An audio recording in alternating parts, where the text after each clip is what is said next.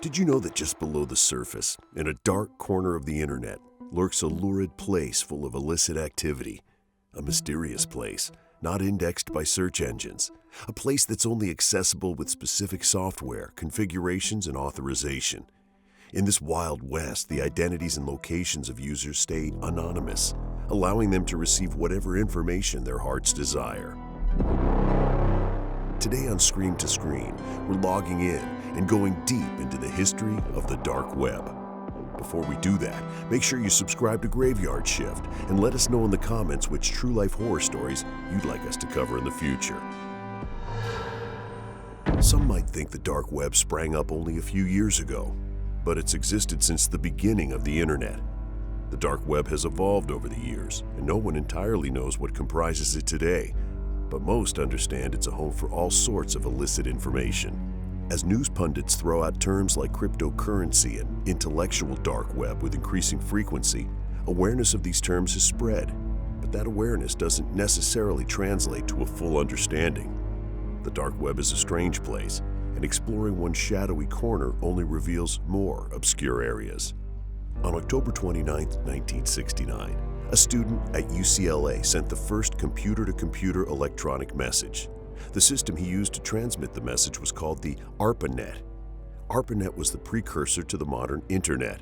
It didn't take much time for people to set up darknets or unlisted covert networks that used the ARPANET framework. Not only did darknets spring up very soon after the invention of the internet, but they also helped pioneer some of the online activities we take for granted today. For example, the first online purchase wasn't a book or a video game, it was drugs. Beginning in the early 1970s, students at Stanford co-opted ARPANET for drug deals. The operation was relatively small, but the students used the internet to keep their dealings secretive and hidden. During the 1980s, people found that storing illicit or sensitive data online was becoming increasingly difficult because the internet was so open, making transparency hard to avoid.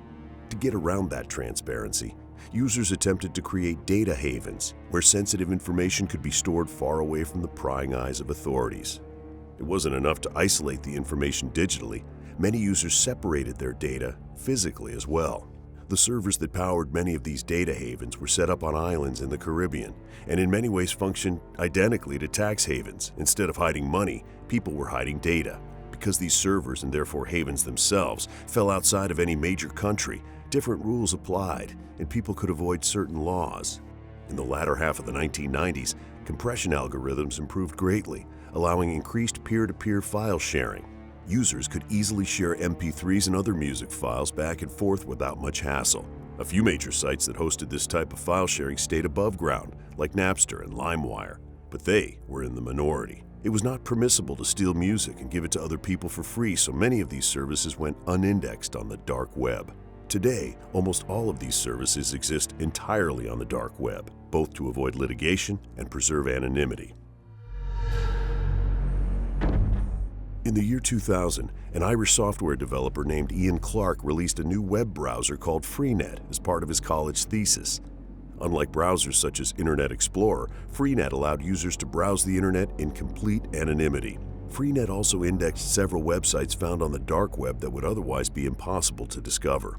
It gave users access to all sorts of illegal and sensitive content, while also providing identity protection to avoid repercussions from authorities. But the federal government soon caught wind of the browser. They began using Freenet to scan for illegal activity, and eventually shut the whole operation down. Also in 2000, Ryan Lackey and Sean Hastings decided to create a self-sufficient data haven. They set up shop on Sealand, an old sea fort off the British coast that was left over from World War II. The idea was to build servers into the fort's legs and store tons of data away from prying eyes. They called the company Havenco. Though it did ban certain types of content, Havenco allowed a lot more freedom than more mainstream browsers, but it never took off as a financial success. While the company initially received broad international media coverage, appearing on the cover of Wired magazine, in over 200 press articles, and in several television reports, it was this very exposure that would ultimately lead to its undoing. At a major security conference on November 18, 2002, 4 Microsoft engineers claimed that it would eventually be impossible to protect copyrighted content from theft. They also released a paper on their findings titled the darknet and the future of content distribution.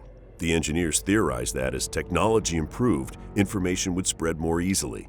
Once a piece of data hit the dark web, the engineers believed stopping people from sharing and downloading it would be impossible. At the time, they were almost fired for their work, but as it turned out, they were right. In 2005, the tech-focused magazine Wired released a highly influential article about the deep web. Thanks to faster internet speeds and greater storage, around 500,000 movies were being illegally downloaded every single day. And it wasn't just movies and music. Users stole and pirated entire software programs and suites like Microsoft Office. According to a study from the Business Software Alliance, companies worldwide lost $34 billion to pirates in 2005. The US alone lost $6.9 billion just from software theft. On June 1, 2011, a Gawker article illuminated the existence of a website called Silk Road, which acted as an online marketplace where people shopped for their drug of choice. To use the site, users needed a TOR connection and Bitcoin for payment. The expose ended up boosting traffic to the site and significantly raised the value of Bitcoin. But authorities, too, started paying a great deal of attention to Silk Road. October 1, 2013 marked the end of Silk Road, the first version at least. Federal authorities arrested Ross Ulbricht, whom they charged with creating the site. But the shutdown led to an uptick in similar drug-related websites, and within a month, Silk Road 2.0 launched to take place of the former website, though it too was shut down in 2014. In the late 2000s and early 2010s, publications began explaining the distinction between the dark web and the deep web. Whereas the deep web encompasses any part of the internet inaccessible by typical browsers or search engines like Google, the dark web specifically consists of sites that actively wish to avoid detection. Users of the dark web want to remain anonymous. They also tend to be people who want to access illegal or sensitive information. On the dark web, people buy drugs, plot terrorist attacks, or distribute illegal sexual material without fear of repercussion. Others who use the dark web include political dissidents and journalists under repressive regimes. In August of 2013, Irish police captured Eric Eowyn Marquez, whom the FBI called the largest facilitator of child porn on the planet. Once arrested, other areas of the dark web went dormant, implying that Marquez's involvement in maintaining other massive sections of adult sites of the dark web had been interrupted. Just a few days after Marquez's arrest in 2013, terrorist communications shared by al-Qaeda operatives ended up in the hands of U.S. intelligence officers, leading the U.S. to temporarily close 22 embassies and consulates in the Middle East and Northern Africa. Terrorists increasingly began to communicate using a sophisticated version of the dark web. By 2013, it was clear to authorities that terrorists were coordinating many of their attacks in this way. In 2016, a study titled Cryptopolitic in the Darknet, coordinated by researchers at King's College London, found that websites on the dark web are most commonly used for criminal activities. They discovered more than 5,200 TOR websites and were able to classify the content for 2,723 of those, finding that 1,547 or 57% offered illicit information and services. Those services included money laundering, firearm sales, counterfeit currency, stolen credit cards, sales of prescription and illegal drugs, hacking, violence such as hitmen for hire, and adult material involving violence, children, and animals. Also in 2016, the United Nations Office of Drugs and Crime released its World Drug Report, which found that the number of drug users who purchased drugs illegally on the dark web was increasing. As people continue to use the dark web, the need for and value of cryptocurrencies continues to grow. Bitcoin and other cryptocurrencies such as Monero and Litecoin provide less traceable payment sources, allowing buyers and sellers to more easily remain undetected while conducting illegal activity.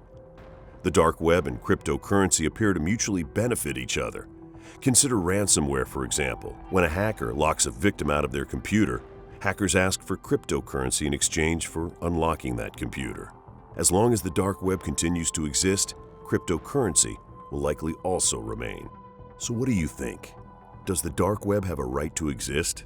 Or should it be snuffed out in order to end the illicit and illegal activities often found there? Please be sure to like and subscribe to Graveyard Shift. Leave a comment if you're brave enough. And as always, check back next time to find out what else will make it from scream to screen.